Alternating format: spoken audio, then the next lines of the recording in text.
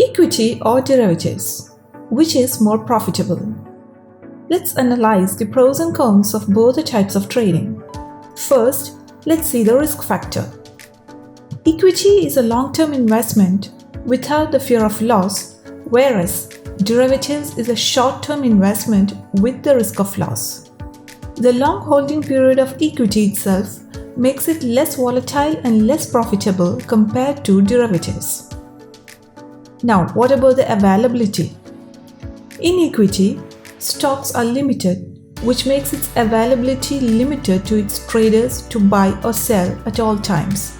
But in derivatives, traders can trade whenever they want and as much as they can.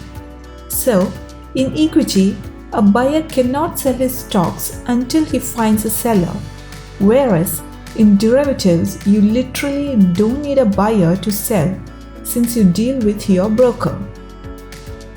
Now, a very important factor, margin. Buying derivatives don't require as much money as buying stocks due to the provision of margin trading in derivatives.